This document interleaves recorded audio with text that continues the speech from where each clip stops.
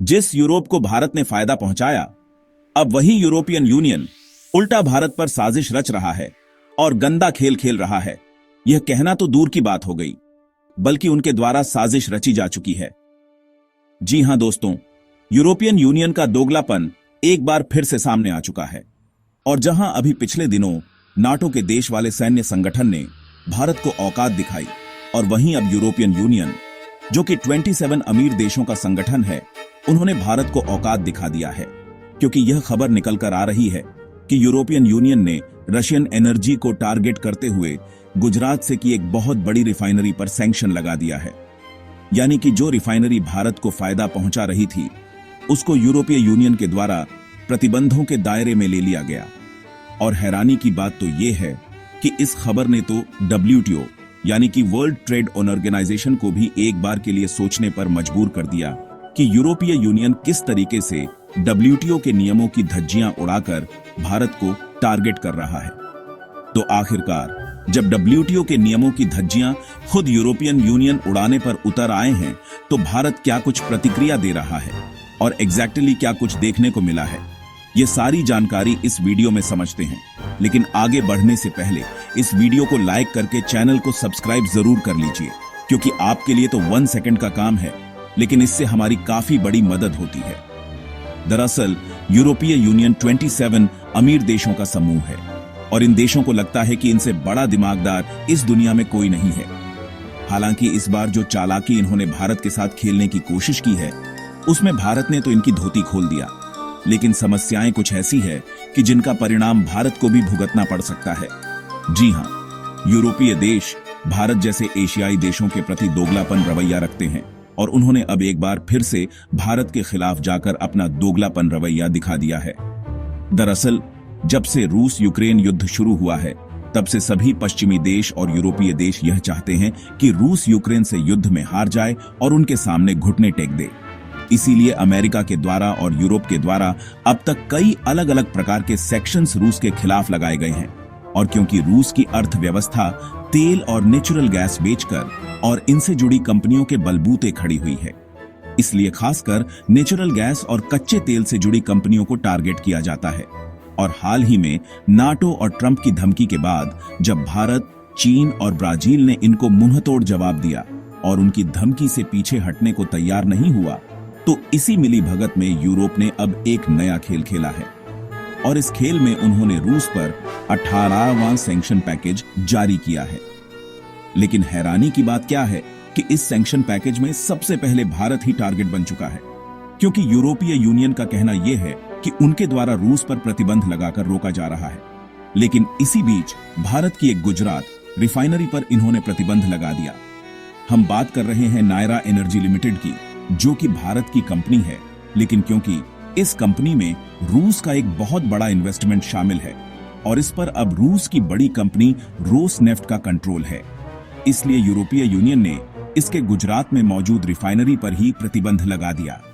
Report की माने तो जिस रिफाइनरी को प्रतिबंधित किया गया है, वह भारत की दूसरी सबसे बड़ी रिफाइनरी में से एक है, जिसकी वार्षिक क्षमता 20 मिलियन मीट्रिक टन यानी कि लगभग 45,000 बैरल प्रतिदिन है। और यह रिफाइनरी गुजरात के गुल्फ ONF कच्छ के पास वडिनार में स्थित है, जहां से करीब 65% कच्चा तेल भारत आयात करता है। अरब देश और मध्य पूर्व के निकट होने की वजह से ट्रांसपोर्टेशन लागत कम होती है। साथ ही यह प्रमुख निर्यात बाजार जैसे यूरोप, दक्षिण पूर्व एशिया और मध्य पूर्व तक पहुंचने में सक्षम है। लेकिन भारत पर फिलहाल में यहां पर जो कच्चा तेल रिफाइंड किया जा रहा है, उसे ज्यादा से ज्यादा रूस द्वारा इंपोर्ट किया जा रहा है, और उसे रिफाइंड करने के बाद न सिर्फ भारत में उपयोग किया जा रहा है, बल्कि एक बड़ी मात्रा में यूरोप को भी एक्सपोर्ट किया जा रहा है। और यूरोपियन देश खुद धकाधक इसकी सप्लाई ले रही है, क्योंकि उन्हें भारत से डीजल, पेट्रोल जैसे अन्य पेट्रोलियम प्रोडक्ट सस्ते पड़ रहे हैं।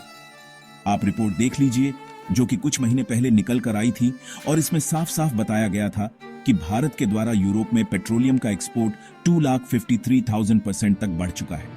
यानी कि रिपोर्ट कह रही है कि रशियन ऑयल पर इन्होंने सैंक्शन जरूर लगाया, लेकिन भारत से वही डीजल और पेट्रोल जो रिफाइंड हो रहा था, इन्हें सस्ता पड़ने के कारण ये खुद भारत से ले रहे थे।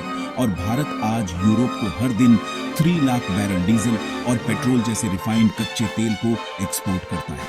यानी कि इससे यह बात साफ है कि भारत ने खुद इनको फायदा पहुंचाया। लेकिन जब बात दोगलापन दिखाने की आई तो यह औकात दिखाने पर उतर गए हैं।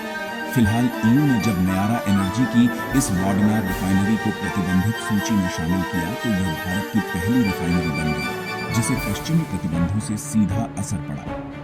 ईयू ने रूस से तेल आयात पर प्रतिबंध लगाकर नायारा पर प्रभाव डाला, जिसका प्रभाव सिर्फ यूरोपीय बाजार तक सीमित नहीं है, बल्कि इस प्रकार के प्रतिबंध वैश्विक ऑयल ट्रेडिंग, फाइनेंसिंग और टेक्नोलॉजी सहयोग को प्रभावित कर सकते हैं, जिसमें भारत की ऊर्जा सुरक्षा भी शामिल है। फिलहाल भारत अब शांत नहीं है और भारत ने जिस तरीके से नाटो को डबल स्टैंडर्ड और दोहरा मापदंड बताया था, उसी तरीके से यूरोपीय यूनियन को भी भारत ने उसकी औकात दिखा दिया है।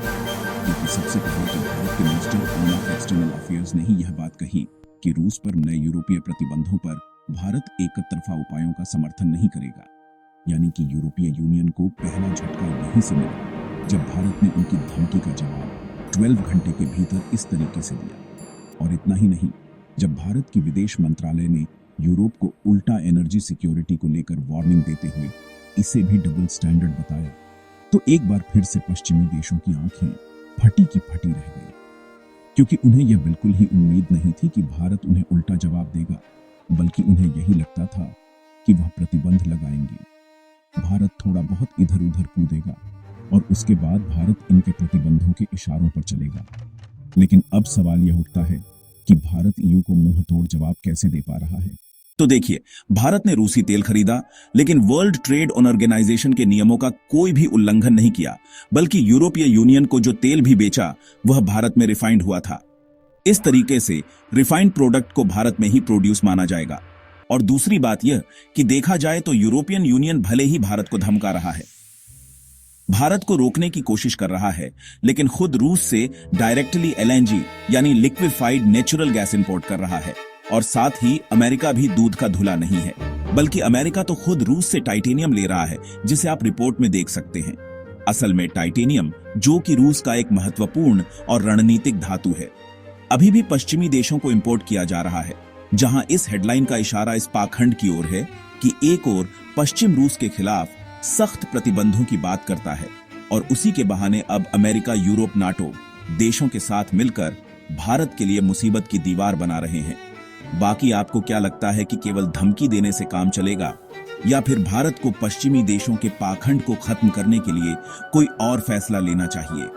अपनी राय कमेंट में जरूर बताएं और इस वीडियो को एक लाइक करके अपने मित्रों तक शेयर जरूर करें ताकि उन्हें भी जानकारी मिल सके। इसी तरह और भी नॉलेजेबल वीडियो देखने के लिए चैनल को सब्सक्राइब करके बेल आइकन को ओनल पर जरूर सेलेक्ट करें। जय श्री राम, जय हिंद।